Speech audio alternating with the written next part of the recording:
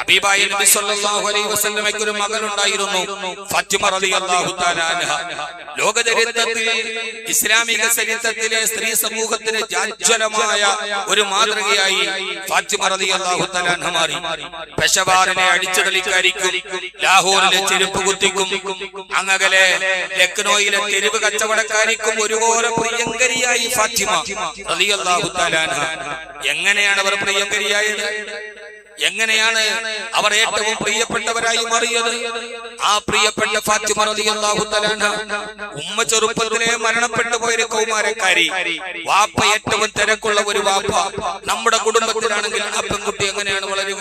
വാപ്പയ്ക്ക് തിരക്കാണ്, തർബിയത്ത് നൽകേണ്ട ഉമ്മയില്ല. ഉമ്മ മരണക്കിടക്കയിൽ കിടക്കുമ്പോ ഖദീജ റളിയല്ലാഹു തആല അൻഹ ഹബീബിന്റെ കയ്യിൽ പിടിച്ചിട്ട് പറഞ്ഞത്, ഞാൻ പോവുകയാണ്, ഞാൻ ഏൽപ്പിക്കുന്നത് എന്റെ ഫാത്തിമയാണ്. ഫാത്തിമ റളിയല്ലാഹു തആല അൻഹ പിതാവിന്റെ വിരളിൽ പിടിച്ചു നടന്നു, ആ പിതാവിന്റെ നിഴലായി നടന്നു. ലോകചരിത്രത്തിൽ ഇങ്ങനെ പടയാളപ്പെടുത്തിയ ഒരു മോളും വാപ്പയുമില്ല. ചരിത്രം പറയുന്നത് മദർ ഓഫ് ഹെർ ഫാദർ എന്നാണ്. അവളുടെ വാപ്പയുടെ മകളെന്നല്ല, വാപ്പയുടെ ഉമ്മ. Mother of her father. കൈബാലയത്തിന്റെ ചുറ്റുഭാഗത്ത് കൊണ്ടുപോയി ഹബീബായ നബി തങ്ങളുടെ മുകളിൽ ഒട്ടകത്തിന്റെ കുടൽമാല എന്ന് പറയുന്നത് തെറ്റാണ്. ഒട്ടകത്തിന്റെ നമ്മൾ ഉദിയേക്ക് കറക്കുമ്പോ അതിന്റെ ചാണകം കിടക്കുന്ന പണ്ടമെന്ന് നമ്മൾ പറയും, കുടൽമാലയല്ല. ആ വലിയ സലാജസൂർ എന്നാണ്. ഒട്ടകത്തിന്റെ കുടൽമാല എന്ന് പറയുന്നത് രാഗവത്വമാണ്. ദുർഗന്ധം വമിക്കുന്ന ചാണകം പേറുന്ന ആ വലിയ ഒന്ന് ഹബീബിന്റെ തലയിലോട്ടിടുമ്പോ അബൂജഹലിനെയും കൂട്ടരെയും പേടിച്ചു മിണ്ടാതിരുന്ന സമയത്ത് തന്റെ പിതാവിനെ രക്ഷിക്കാൻ ഓടി വന്ന ഒരു മകളുടെ പേരുണ്ട് ഫാത്തിമ റളിയല്ലാഹു തആല അൻഹ. തന്റെ പിതാവിന്റെ വിരൽ പിടിച്ചുകൊണ്ട് അവൾ നടന്നുപോയി. അവസാനം കല്യാണ പ്രായമെത്തുന്ന നേരത്തെ തന്റെ പ്രിയപ്പെട്ട മകൾ ഫാത്തിമ റളിയല്ലാഹു തആല അൻഹ അല്ലാഹുവിന്റെ റസൂൽ കല്യാണം അന്വേഷിക്കുമ്പോ അലി റളിയല്ലാഹു തആല അൻഹുവിനെയാണ് പുതിയാപ്ലയാക്കി കൊടുത്തത്. അലി റളിയല്ലാഹു തആല പുതിയാപ്ലയാക്കി. കല്യാണം കഴിഞ്ഞതോടുകൂടി അവൾ കല്യാണം കഴിഞ്ഞില്ലേ, എന്റെ കടമകൾ തീർന്നു എന്നല്ല. ഹബീബായ നബി തങ്ങൾ ഒരു വീടുണ്ടാക്കി. മഹാനായ അബ്ബാസ് റളിയല്ലാഹു അൻഹുവിന് ഹബീബിന്റെ വീടിന് നേരെ ഓപ്പോസിറ്റ് ഒരു ചെറിയ സ്ഥലമുണ്ട്. ജീവിതത്തിൽ എന്നേ വരെ ഹബീബ് തന്റെ അനുയായികളോടൊന്നും ചോദിച്ചിട്ടില്ല. ചോദിച്ചത് ഒരു ചെറിയ സ്ഥലമാണ്, എന്റെ ഫാത്തിമയ്ക്ക് ഒരു വീട് വെക്കണം, എഴുന്നേറ്റാൽ ഉടനെ എനിക്ക് അവളെ കാണണം, ഉമ്മയില്ലാത്ത മോളാണ്. കല്യാണം കഴിഞ്ഞ് നേരെ എതിർഭാഗത്തൊരു ചെറിയ വീടുണ്ടാക്കി. ആ വീട്ടിൽ രാവിലെ എഴുന്നേറ്റാൽ വാപ്പ വാതിൽ തുറന്നു നോക്കും മോളെ, അതേ സമയത്ത് എതിർഭാഗത്ത് മോള് ജാലകവിരി തുറന്നു നോക്കും പിതാവിനെ. ഒരേ സമയത്ത് വാപ്പയും മകളും കാണാൻ വേണ്ടി തുറന്ന ചരിത്രത്തിന്റെ ജാലകവിരിയാണ് ഫാത്തിമ ബീവിയുടെ. തീർന്നില്ല സഹോദരങ്ങളെ, ആ ഉപ്പാന്റെ വിരൽ പിടിച്ചിട്ടാണ് ഫാത്തിമ ബീവി ജീവിച്ചത്. രാവിലെ ഹബീബായ റസൂലുള്ളാഹി സ്വല്ലല്ലാഹു അലൈഹി വസല്ലം തഹജ്ജുദ് നിസ്കരിക്കാൻ വേണ്ടി മസ്ജിദ് നബവിയിലേക്ക് പോയപ്പോ കല്യാണം കഴിച്ചു വിട്ട മോൾ വീട്ടിൽ കിടന്നുറങ്ങുകയാണ്. ഹബീബായ നബി സല്ലല്ലാഹു അലൈഹി വസല്ലം തഹജ്ജുദ് നിസ്കരിക്കാൻ വേണ്ടി വാപ്പ പള്ളിയിലേക്ക് പോകുമ്പോ കല്യാണം കഴിഞ്ഞ് കിടക്കുന്ന മകളുടെയും മരുമകന്റെയും വീടിന്റെ വാതിലിൽ പോയി മുട്ടി. എന്നിട്ട് ചോദിച്ചു, അലിയെ ഫാത്തിമ അവതുസല്ലിയാവാനി അന്തുമ, നിങ്ങൾ രണ്ടുപേരും നിസ്കരിച്ചിട്ടാണോ കിടക്കുന്നത്? സുബഹി നിസ്കരിച്ചോന്നല്ല, വാപ്പാന്റെ മോളായിട്ട് എന്റെ വീട്ടിൽ കിടക്കുന്ന നേരം കല്യാണത്തിന് തൊട്ടു മുമ്പ് വരെ നീ തഹജ്ജുദ് മുടക്കിയിട്ടില്ല.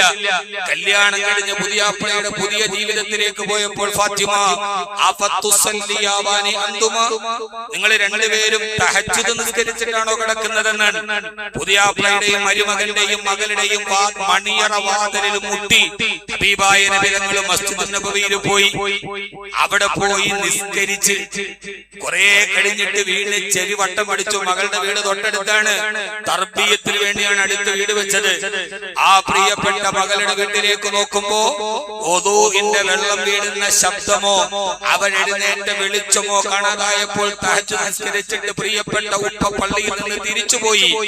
നേരെ പോയിട്ട് തന്നെ മകന്റെയും മരുമകളുടെയും വാതിലിൽ മുട്ടി വിളിച്ചിട്ട് ചോദിച്ചു, അലിയെ ഫാത്തിമ വതുസല്ലിയാവാനി അന്തുമാ, ഞാൻ വിളിച്ചിട്ട് പോയതാണ്, എഴുന്നേറ്റു, സമയാട്ടെ വീണ്ടും കിടന്നു. നമ്മളാണെങ്കിലോ വിളിച്ചു, നമ്മൾ സുബൈക്ക് വിളിച്ചിട്ട് ഉപ്പ പള്ളിയിൽ പോയി, മക്കള് പിന്നെ ഒന്നുകൂടി കിടക്കും, സമയമായില്ലല്ലോ, വിട്ടുകൊടുത്തില്ല ആ വാപ്പ. പ്രിയപ്പെട്ട മകളെ തിരിച്ചു വന്നോടി വിളിച്ചിട്ട് ചോദിച്ചു, ഫാത്തിമ അലിയെ അവതുസല്ലിയാവാനി അന്തുമാ, വാതിലിൽ മുട്ടി രണ്ടുപേരും നിസ്കരിച്ചിട്ടാണോ കിടക്കുന്നത്? ഒരൽപ്പനേരം കഴിഞ്ഞിട്ടും മണിയറവാതിന് തുറന്നില്ല. മൗനാനുരാഗത്തിന്റെ സമഞ്ജസ മേഖലയിലേക്ക് ശരീരത്തിന്റെ ആഗ്രഹത്തിലോട്ട് കടന്നു പോകുന്ന പ്രഥമരാത്രിയുടെ സുന്ദര ദിവസത്തിന്റെ സമാപനത്തിന്റെ പ്രഭാതത്തിലൊരിക്കൽ വാതില് തുറന്നത് അലി റളിയല്ലാഹു അൻഹു മരുമകനാണ്. വാതില് തുറന്നപ്പോൾ തന്റെ മണിയറവാതിലിന് മുമ്പിൽ പുഞ്ചിരിച്ചുകൊണ്ട് നിൽക്കുന്നുണ്ട് നബി മുഹമ്മദ് മുസ്തഫ സല്ലു അലൈഹി. നബി മുഹമ്മദ് മുസ്തഫ. ചരിത്രങ്ങൾ മനോഹരമായി കേൾക്കാൻ മാത്രമുള്ളതല്ല, ആ ജീവിതത്തിലേക്ക് നമ്മുടെ ചിന്തകളെയും കർമ്മങ്ങളെയും മൂളിയിടാനുള്ള പ്രചോദനം കൂടിയാണ്. സല്ലു അലൈഹി. ഹബീബായ നബി മുഹമ്മദ് മുസ്തഫ നമ്മുടെ ഇടയിലാണെങ്കിൽ എന്തൊക്കെ ഉണ്ടാകും? കല്യാണം കഴിഞ്ഞ മണിയറ രാത്രിയിൽ ആദ്യത്തെ ദിവസം ഭാര്യയുടെ പിതാവ് വന്നു വാതില് മുട്ടിയതിന്റെ പേരിൽ തലാക്കായ എത്ര സംഭവങ്ങൾ ഉണ്ടാകും, എന്തൊക്കെ പ്രശ്നങ്ങളാണ് ഇവിടെ ഉണ്ടാവുക. ഇവിടെയാണ് ഒരു കുടുംബത്തെ നമ്മൾ പരിചയപ്പെടേണ്ടത്. കുടുംബ ജീവിതത്തിൽ 2 മണിക്കൂർ മോട്ടിവേഷൻ ക്ലാസ് ഒന്നും വേണ്ട, ആരുടെയും വലിയ കാര്യങ്ങളൊന്നും വേണ്ട. നിങ്ങളുടെ കുടുംബം കുടുംബമാകണമെങ്കിൽ 8 മടം നീളവും 10 മടം വീതിയുമുള്ള ആകാശത്ത് മഴ പെയ്താൽ മഴത്തുള്ളികൾ മുഴുവനും ഈത്തപ്പന മരത്തിന്റെ ആലകൾക്കിടയിലൂടെ തടത്തള്ളിയാ തൊടുകി താഴെ ഒരു പനയോല വിരിച്ചിട്ട് കിടന്ന എന്റെ ഹബീബിനെ കുറിച്ച് ഓർത്താൽ മതി. നമ്മുടെ ഹബീബ് നബി മുഹമ്മദ് മുസ്തഫ. ഹബീബായ നബി മുഹമ്മദ് മുസ്തഫ സല്ലല്ലാഹു അലൈഹി വസല്ലം രാജാവായിട്ടും ഫക്കീറിനെ പോലെ ജീവിച്ച റസൂലുള്ളാഹി സ്വല്ലല്ലാഹു അലൈഹി വസല്ലം വാതിൽ തുറന്നത് പ്രിയപ്പെട്ട മരുമകനാണ്. ഹബീബായ നബി തങ്ങൾ ചോദിച്ചു, അലിയെ, നിങ്ങൾ 2 പേരും തഹജ്ജുദ് നിസ്കരിച്ചിട്ടാണോ കിടക്കുന്നത്? ഇത്ര മനോഹരമായ ഒരു കുടുംബ ചരിത്രം ലോകത്ത് നിങ്ങൾക്ക് പറയാൻ കഴിയില്ല, ടാഗോറിനും പറയാൻ കഴിയില്ല. 60ാമത്തെ വയസ്സിലാണ് മഹാനായി നമ്മൾ കാണുന്ന ടാഗോർ അർജന്റീനക്കാരി വിക്ടോറിയെ പ്രണയിക്കുന്നതും കല്യാണം കഴിക്കുന്നതും ഇന്ത്യയിൽ മൃണാളിനി ഭാര്യയായിരിക്കുമ്പോ 60ാമത്തെ വയസ്സിൽ പോലും തന്റെ ജീവിതത്തെ മറ്റൊരു നാട്ടിലേക്ക് പറിച്ചു നട്ട് മനോഹരമായി ജീവിച്ചൊരു മനുഷ്യനാണ് ടാഗോർ എന്ന് പറയാറുണ്ട്. 63ാമത്തെ വയസ്സിലാണ് എന്റെ ഹബീബ് പോകുന്നത്. മനോഹരമായൊരു കുടുംബ ചിത്രം ലോകത്ത് ആർക്കും പറയാൻ കഴിയില്ല. ആ മരുമകൻ ഇങ്ങനെ വാതില് തുറന്നു. ഏത് മരുമകനും ക്ഷോഭം നേരുന്ന സമയം അള്ളാന്റെ റസൂൽ അലിയെ, ഫാത്തിമ, നിങ്ങൾ 2 പേരും നിസ്കരിച്ചിട്ടാണോ കിടക്കുന്നത്? ആ സമയത്താണ് അലി റളിയല്ലാഹു അൻഹുവിന്റെ മറുപടി, നബിയേ, എന്ത് വർത്തമാനാണ് ഈ പറയുന്നത് നബിയേ? ഇന്ന റൂഹ ബിയദില്ലാഹ് ഇൻഷാ അംസകഹാ വഇൻഷാ അർസലഹാ. അല്ലാഹു നമ്മുടെ കുടുംബ ജീവിതത്തിൽ സന്തോഷം തരട്ടെ. അല്ലാഹു നമ്മുടെ കുടുംബ ജീവിതത്തെ അനുഗ്രഹിക്കുമാറാകട്ടെ. അൽഹംദുലില്ലാഹ്. എന്റെ പ്രിയപ്പെട്ട സഹോദരങ്ങളെ, ആ സമയത്താണ് അലി റളിയല്ലാഹു തആല അൻഹുവിന്റെ ചോദ്യം, നബി, എന്ത് വർത്താനാണ് നിങ്ങളെ പറയണത്? നിങ്ങളല്ലേ പലപ്പോഴും നമ്മളോട് പറഞ്ഞിട്ടുള്ളത്, ഒരു മുഅ്മിനായ മനുഷ്യൻ ഉറങ്ങാൻ വേണ്ടി ഉറക്കത്തിൽ പോയാൽ അവന്റെ റൂഹ് അല്ലാഹുവിന്റെ അടുക്കലേക്ക് പോകും. ഇൻഷാ അംസകഹാ വ ഇൻഷാ അർസലഹാ. ചിലപ്പോൾ പടച്ചോനത് അവിടെ തന്നെ വെച്ചേക്കും, ചിലപ്പോൾ അത് തിരിച്ചു തരും. നബിയെ, ഞാൻ ഫാത്തിമയും കൂടെ ഇന്നലെ കിടന്നപ്പോ ഞങ്ങളുടെ 2 പേരുടെ റൂഹിനെ പടച്ചോൻ കൊണ്ടുപോയി, തിരിച്ചു തന്നില്ല നബിയെ. അതുകൊണ്ടാണ് എഴുന്നേക്കാൻ പറ്റാത്തത്. അല്ല തിരിച്ചു തരാതെ ഞാൻ അങ്ങനെ എഴുന്നേക്കും നബിയെ. വൈകാരിക വിക്ഷുബ്ധതയുടെ തീവ്രതയിൽ കുടുംബ ബന്ധത്തിന്റെ പാശത്തെ മുറിക്കാൻ കഴിയുന്ന ഒരു സമയത്ത് ഹബീബായ നബി തങ്ങൾ പറഞ്ഞ തമാശയെ അതുപോലെ അതിനേക്കാൾ മനോഹരമായി തിരിച്ചു പറയുന്ന ഒരു മരുമകൻ, ഇന്നലെ റൂഹ് തിരിച്ചു തന്നില്ല നബി, അതുകൊണ്ട് അങ്ങ് വിളിച്ചിട്ട് ഞങ്ങൾക്ക് എഴുന്നേക്കാൻ പറ്റിയില്ല. അപ്പൊ അള്ളാഹുവിന്റെ റസൂലിന്റെ തിരിച്ചുള്ള മറുപടി, എന്നെ കളിയാക്കണ്ട, പരിഹസിക്കണ്ടെന്നല്ല, ഒരു മന്ദസ്മിതത്തോടെ 1000 സൂര്യചന്ദ്രന്മാർ ഒന്നിച്ചുദിച്ച ആ മനോഹരമായ മന്ദസ്മിതത്തോടെ തന്റെ പ്രിയപ്പെട്ട മകളുടെ വീടിന്റെ പടിവാതിക്കൽ നിന്ന് അള്ളാഹുവിന്റെ റസൂല് പള്ളിയിലേക്ക് തിരിച്ചു നടന്നു. ആ പോകുന്ന വഴി അള്ളാഹുവിന്റെ ഹബീബ് പോകുന്ന വഴിയിൽ തന്റെ കൈകൊണ്ട് തന്റെ തൊട ഇങ്ങനെ പൊക്കിയിട്ട് ഒരു അടിയടിച്ചു. എന്നിട്ട് ഖുർആനിലെ ഒരു ആയത്ത് മെല്ലെ പിറുപിറുത്തുകൊണ്ട് പോയി അത്രേ. വകാനൽ ഇൻസാനു അക്തറ ശൈഇൻ ജദലാ, വകാനൽ ഇൻസാനു അക്തറ ശൈഇൻ ജദലാ. അല്ലെങ്കിലും മനുഷ്യന്മാര് തർക്കിക്കണ കാര്യത്തിൽ പുറകിലല്ലോ. അള്ളാഹു പറഞ്ഞ ഒരായത്തുണ്ട് സൂറത്തുൽ ഇസ്രായില്. തിരിച്ചു പോകുമ്പോ ഈ വാക്ക് കേട്ടിട്ട് തിരിച്ചു പോകുമ്പോ തൊടയിൽ ഇങ്ങനെ അടിച്ചിട്ട് ഹബീബായ നബി തങ്ങൾ പറഞ്ഞു, വകാനൽ ഇൻസാനു അക്തറ ശൈഇൻ ജദലാ. അല്ലെങ്കിൽ തർക്കത്തിന്റെ കാര്യത്തിൽ മനുഷ്യന്മാർ എവിടെയാണ് പുറകിലുള്ളത്? എന്ന് പറഞ്ഞ് തിരിച്ചുപോയി. കല്യാണം കഴിച്ച പ്രഥമ രാത്രിയിൽ തന്റെ പ്രിയപ്പെട്ട മകളോട് തഹജ്ജുദ് നിസ്കരിച്ചോ മോളെ എന്ന് ചോദിച്ച ഒരു പിതാവിന്റെ മനസ്സിന്റെ തിടുക്കം നമ്മുടെ ഹൃദയത്തിൽ ഉണ്ടാവാറുണ്ടോ? വിവാഹം കഴിച്ചു വിട്ടു, എന്റെ കടമ കഴിഞ്ഞു എന്നല്ല, ആ സമയത്തും അവളുടെ തർബീയത്തിനെ കുറിച്ച് ചോദിക്കാൻ കഴിയുന്ന ഒരു പിതാവിന്റെ മനസ്സിനെ നമ്മൾ രൂപാന്തരപ്പെടുത്തിയെടുക്കണം. എന്നാലാണ് അവർ നമ്മുടെ ജീവിതത്തിന്റെ ഏറ്റവും മനോഹരമായ മക്കളായി മാറുക. ഖബറിലേക്ക് അവർ ഏറ്റവും പ്രയോജനപ്പെട്ടതായി മാറുക. മഹാനായ അംർ ഇബ്നുൽ ആസ് റളിയല്ലാഹു തആല അൻഹു മരണാസന്നനായി കിടക്കുന്ന ഒരു നേരം, മഹാനവറുകൾ മക്കളോട് പറയുന്ന ഒന്നുണ്ട്. മഹാനായ അംർ ഇബ്നുൽ ആസ് റളിയല്ലാഹു തആല അൻഹു സക്കറാത്തിൽ പെടയുന്ന നേരത്ത് തലൈ ശിരസിങ്ങനെ മതിലിലോട്ട് ചേർത്ത് വെക്കുമ്പോ മകൻ അബ്ദുള്ള വന്നിട്ട് ചോദിക്കുന്നു, ഉപ്പ എന്ത് പറ്റി വേദനിക്കുന്നുവോ? മകന്റെ കയ്യിൽ പിടിച്ചിട്ട് പറഞ്ഞു, മോനെ അബ്ദുള്ള, ഞാൻ പോവുകയാണ്.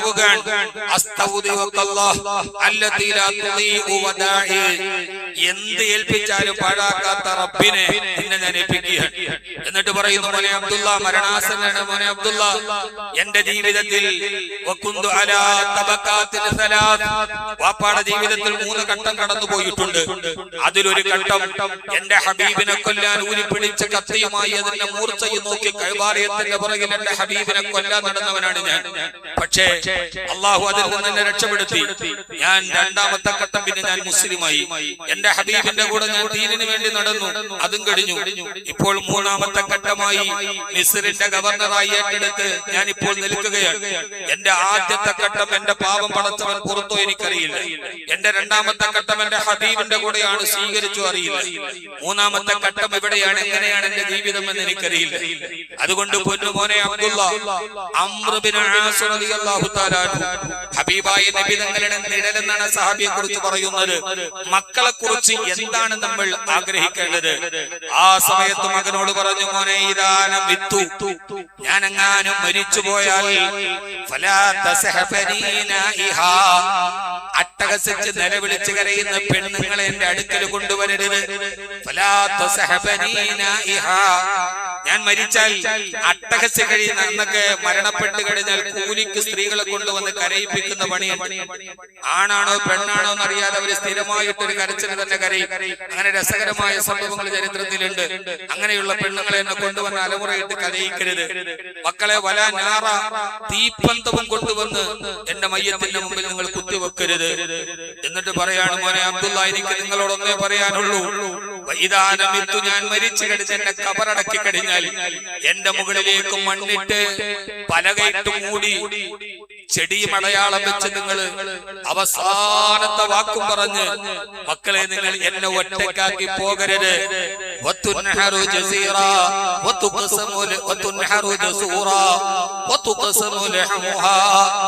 ഒരൊട്ടകത്തെ അറുത്ത് അതിന്റെ മാംസം വിതരണം ചെയ്യുന്ന സമയം വരെ പാപ്പാടെ കബറിന്റെ അടുക്കൽ നിങ്ങൾക്ക് നിൽക്കാൻ ദയവുണ്ടാകണം. നിങ്ങൾ എന്നെ ഒറ്റക്കാക്കിയിട്ട് പോകരുതേ മോനെ എന്ന് അംർ ഇബ്നുൽ ആസ് റളിയല്ലാഹു തആല പറയുന്നു. ആർക്കൊക്കെ ഉറപ്പുണ്ട് സഹോദരങ്ങളെ, ഈ ദേഹം വിട്ടുപോയാൽ, ഈ റൂഹ് പോയാൽ, നമ്മുടെ കബറിന്റെ ചാരത്ത് 6 മണ്ണിലേക്ക് മണ്ണിട്ട് മൂടി മൈലാഞ്ചിച്ചെടി അടയാളം വെച്ച് തിരിച്ചു പോകുമ്പോ ഏറ്റവും വേഗത കൂടിയ കാലത്ത് നമ്മുടെ അടുത്തിരുന്ന് ഒരു നല്ല മകനായി ഒരു ദുആ ചെയ്യാൻ നമുക്ക് എത്ര പേരെ ബാക്കിയാക്കി?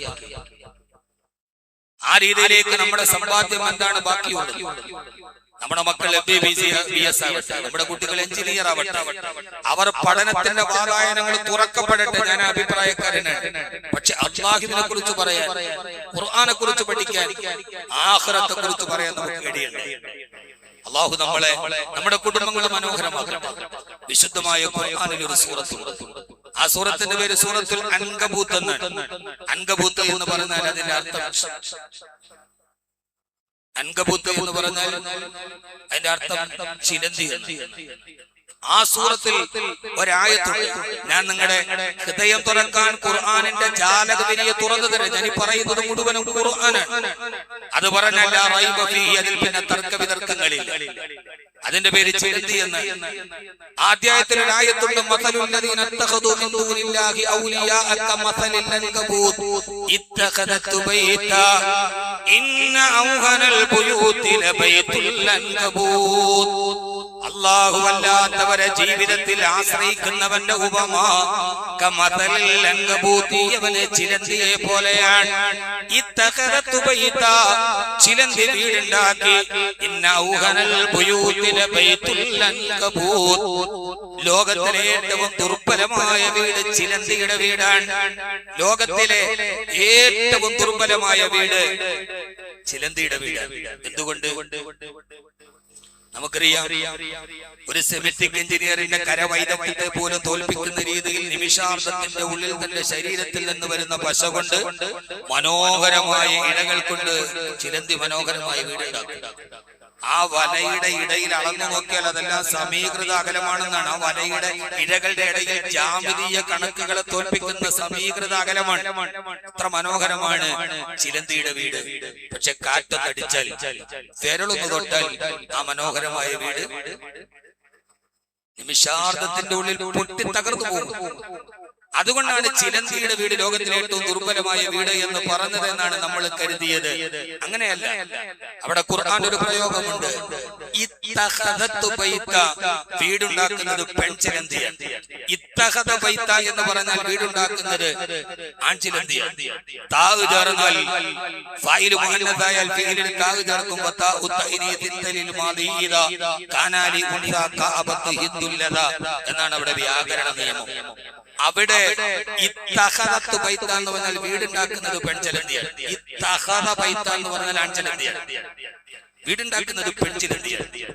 ആൺചിലന്തി വെളിയിൽ നിന്ന് സഹായിക്കലേ ഉള്ളൂ. സമ്പത്തും സാഹചര്യങ്ങളും ഒരുക്കി കൊടുക്കും. ഗൾഫിൽ നിന്ന് പൈസ അയക്കുന്നത് പോലെ, ഭർത്താവ് കഷ്ടപ്പെട്ട് പൈസ കൊടുക്കുന്നത് പോലെ നിർമ്മിക്കുന്നത് പെൺചിലന്തിയാണ്. അവസാനം വീട് പൂർത്തിയായി കഴിഞ്ഞാൽ ഈ പെൺചിലന്തി ആൺചിലന്തിയെ കൊല്ലും. എന്നിട്ട് പെൺചിലന്തിയും മക്കളും കൂടി അതിൽ താമസം തുടങ്ങും. കുറെ കഴിയുമ്പോൾ ഈ മക്കൾ ഉമ്മയെ കൊല്ലും. അവരും അവരുടെ ഭാര്യമാരെ താമസിക്കാൻ തുടങ്ങും. അവസാനം ആ ഭാര്യമാർ ഈ മക്കളെ കൊല്ലും. അതുകൊണ്ടാണ് ഏത് ചിലന്തി വല നോക്കിയാലും അതിലൊരു ചിലന്തി ചത്തു കിടക്കുന്നത് കാണാം. അത് ഈ പാവം ഭർത്താവാണ്, വെളിയിൽ നിന്ന് സഹായിക്കുന്ന ഭർത്താവ്. സഹോദരങ്ങളെ, മാതാപിതാക്കളും മക്കളും തമ്മിൽ, കൂടപ്പറപ്പുകൾ തമ്മിൽ, ഭാര്യയും ഭർത്താവും തമ്മിൽ പരസ്പര സ്നേഹവും സൗഹൃദവും നഷ്ടപ്പെട്ടു പോയ ലോകത്തിലെ ഏറ്റവും ദുർബലമായ കുടുംബ വ്യവസ്ഥിതി ചിലന്തിയുടേതാണ്. അതുകൊണ്ടാണ് ലോകത്തിലെ ഏറ്റവും ദുർബലമായ വീട് ചിലന്തിയുടെ വീടാണ് എന്ന് വിശുദ്ധമായ ഖുർആൻ പറഞ്ഞു. കാസർഗോഡ് നിന്ന് ബൈപ്പാസിലൂടെ കോവളം വരെ സഞ്ചരിച്ചാൽ ഇരുപാതകളിലായി മുഗൾ രാജവംശത്തിന്റെ ശില്പജാതരിയെ തോൽപ്പിക്കുന്ന കോൺക്രീറ്റ് സൗധങ്ങൾ നമുക്ക് കാണാം. പക്ഷെ മിക്കവാറും വീടുകൾ ചിലന്തിയുടെ വീടാണ്. ഭാര്യയും ഭർത്താവും തമ്മിൽ, മാതാപിതാക്കളും മക്കളും തമ്മിൽ, ഉടപ്പറപ്പുകൾ തമ്മിൽ അസ്ഥിരമായ സ്നേഹബന്ധത്തിന്റെ ചിലന്തികളുടെ വീട്. അങ്ങനെ ഒരു ചിലന്തികളുടെ വീടായി നമ്മുടെ ജീവിതത്തിന്റെ അധ്വാനം മാറേണ്ടതുണ്ടോ എന്ന് നമ്മൾ ചിന്തിക്കേണ്ടതുണ്ട്. അതുകൊണ്ട് നമ്മുടെ മക്കളെ, അവരെ അല്ലാഹുവിനെ കുറിച്ച് പഠിപ്പിക്കാൻ, നമ്മുടെ പെൺമക്കളെ പ്രത്യേകിച്ച് പഠിപ്പിക്കാൻ. കേരളത്തിലെ ഏറ്റവും പ്രശസ്തമായ ഒരു മഹല്ലാണ് മണക്കാട് വലിയ പള്ളി. അതിന്റെ കീഴിലാണ് ഇഖ്റ അക്കാദമി പ്രവർത്തിക്കുന്നത്. 10ാം ക്ലാസ് കഴിഞ്ഞ പെൺകുട്ടികൾക്ക് ഹ്യൂമാനിറ്റീസും കൊമേഴ്സിനോടും കൂടി 5 വർഷം അല്ലാഹുവിന്റെ ഹബീബിനെയും ഖുർആനിനെയും പഠിപ്പിക്കാൻ ഏറ്റവും മനോഹരമായ സൗകര്യമാണ് ഒരുക്കിയിരിക്കുന്നത്. നമ്മുടെ ഒരു വെളിപ്പാടപ്പുറം നമ്മുടെ മക്കൾക്ക് തർബീയത്ത് ചെയ്യാനുള്ള അവസരങ്ങൾ ഉണ്ടാകുമ്പോൾ അത് നാം കൈവരിക്കപ്പെടണോ, അതല്ല നമ്മുടെ വീടുകൾ ചിലന്തിയുടെ വീടുകളായി മാറ്റപ്പെടണോ എന്നത് നമ്മുടെ ചിന്തയുടെ ഭാഗമായിട്ടുണ്ടാകേണ്ടതാണ്. അല്ലാഹു നമ്മുടെ വീടുകളെ മനോഹരമായ വീടുകളാക്കി തരട്ടെ. അല്ലാഹു സ്വീകരിക്കട്ടെ. നമ്മുടെ ഈ സമയം പരിമിതമാണ്. ഞാൻ എന്റെ പ്രിയപ്പെട്ട സഹോദരങ്ങളോട് പറയാനുള്ളത്, ഒന്ന്, ഇവിടെ ജുമാ വളരെ വൈകിയാണ് തീരുന്നത്. ഞാൻ കഴിഞ്ഞ പ്രാവശ്യം അങ്ങനെ തന്നെ ചെയ്തത്. ആ നടന്നു പോകുന്ന വഴിയിൽ തന്നെ പോകട്ടെ എന്ന് വിചാരിച്ചു. പക്ഷെ ജുമാ ഇത്രയും വൈകുന്നത് അത്രമേൽ നല്ലതല്ല. അതുകൊണ്ട് ഇൻഷാ അല്ലാഹ് അടുത്ത വെള്ളിയാഴ്ച മുതൽ ഞാൻ 12:45 പ്രസംഗത്തിന് കയറും. നമുക്ക് ഇത്രയും വൈകാതെ ആർക്കും ബുദ്ധിമുട്ടില്ല. എന്തെങ്കിലും ബുദ്ധിമുട്ടുണ്ടെങ്കിൽ പറഞ്ഞാൽ മതി. ഒരു 1:30 ആകുമ്പോൾ ജുമാ തീരണ്ടേ. അതുകൊണ്ട് ഓരോ ഘട്ടഘട്ടമായി നമുക്കത് കുറച്ച് ജുമാ സമയബന്ധിതമായി, ഇതിനൊരു അഫ്ളലായ സമയമൊക്കെ ആ സമയത്ത് തീരണം. അപ്പൊ ഇൻഷാ അല്ലാഹ് അടുത്ത വെള്ളിയാഴ്ച മുതൽ 12:45 ഞാൻ പ്രസംഗത്തിന് കയറും. ഇൻഷാ അല്ലാഹ് എല്ലാവരും എത്തൂലേ? എന്നാൽ നമുക്ക് കുറച്ച് പറയാനും ഇതൊരു പ്രധാനപ്പെട്ട സമയമാണ്. അല്ലാഹു സ്വീകരിക്കട്ടെ. അതുകൊണ്ട് ഞാനത് നേരത്തെ തന്നെ പറഞ്ഞത്, ഇവിടെ വളരെ വൈകി തീരുന്നത് കൊണ്ട് ചിലപ്പോൾ ജുമാ ചിലർക്ക് നഷ്ടപ്പെടാൻ നഷ്ടപ്പെടാൻ സാധ്യതയുണ്ട്. അതുകൊണ്ടാണ് ഇനി നമ്മൾ കുറച്ചുകൂടി ഈ ജുമയ്ക്ക് അഫ്ളലായ സമയമുണ്ട് ഒത്തിരി വിട്ട് കിടക്കുന്നത് അത്രമേ നല്ലതല്ല. ഇബാദത്ത് അതിന്റെ സൗന്ദര്യത്തോടു കൂടി തന്നെ നടക്കണം. അള്ളാഹു നമ്മളെ സ്വീകരിക്കുമാറാകട്ടെ. ഇനി നമുക്ക് കുറച്ചുകൂടി കാര്യങ്ങൾ ഇങ്ങനെ നമ്മുടെ വീടുകളെ നന്നാക്കാൻ, അതുകൊണ്ട് ഇഖ്റഉമായി ബന്ധപ്പെട്ടതിന്റെ അഡ്മിഷന്റെ ടൈമാണ്. നമ്മുടെ പെൺമക്കളെ വളരെ സുരക്ഷിതമായി നമുക്ക് പഠിപ്പിക്കാൻ പറ്റിയ, ഭൗതിക വിദ്യാഭ്യാസത്തിന് തടസ്സമില്ലാതെ പഠിപ്പിക്കാൻ പറ്റിയ സമയമാണ്. എല്ലാവരും അത് ഉപയോഗപ്പെടുത്തണം എന്ന് അറിയിക്കുകയാണ്. അല്ലാഹു സുബ്ഹാനഹു വ തആല സ്വീകരിക്കുമാറാകട്ടെ. സഹോദരങ്ങൾ ദുആ ചെയ്യാൻ വേണ്ടി നൽകിയവരുണ്ട്. അസുഖങ്ങൾ മാറുന്നതിന് വേണ്ടി ദുആ ചെയ്യാൻ സിനി സീനത്ത് എന്ന സഹോദരി സംഭാവന, മരണപ്പെട്ട ഭാര്യ ഖുറൈശക്ക് വേണ്ടി ദുആ ചെയ്യാൻ സംഭാവന, സുഖമില്ലാതെ സർജറി കഴിഞ്ഞ് ആശുപത്രിയിൽ കഴിയുന്ന തബ്ലീഗ് പ്രവർത്തകനായ ശറഫുദ്ദീൻ സാഹിബിന് വേണ്ടി ദുആ ചെയ്യാൻ സംഭാവന, ഇന്ന് ജുമയ്ക്ക് ശേഷം ഖബറടക്കം നടക്കുന്ന അബ്ദുൽ കരീം സാഹിബിന് വേണ്ടി ദുആ ചെയ്യാൻ, സുഖമില്ലാതെ മെഡിക്കൽ കോളേജ് വെന്റിലേറ്ററിൽ കഴിയുന്ന തൻസീർ എന്ന സഹോദരന് വേണ്ടി ദുആ ചെയ്യാൻ. അല്ലാഹുവേ നീ സ്വീകരിക്കണേ റഹ്മാനെ. ലാ മാനിഅ ലിമാ അഅതൈത വലാ മുഅ്തിയ ലിമാ മനഅത വലാ റാദ്ദ ലിമാ ഖദൈത. പടച്ചവനെ നീ സ്വീകരിക്കണേ അല്ലാഹുവേ. പടച്ചവനെ സീനത്ത് എന്ന സഹോദരിയുടെ അസുഖങ്ങൾ നീ ശിഫയാക്കണേ റഹ്മാനെ.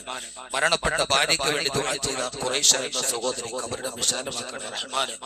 സർജറി കഴിഞ്ഞ ആശുപത്രിയിൽ കഴിയുന്ന പ്രിയപ്പെട്ട ദീനി പ്രവർത്തകൻ ശറഫുദ്ദീൻ സാഹിബിനെ നീ ശിഫ നൽകണേ അല്ലാഹ്.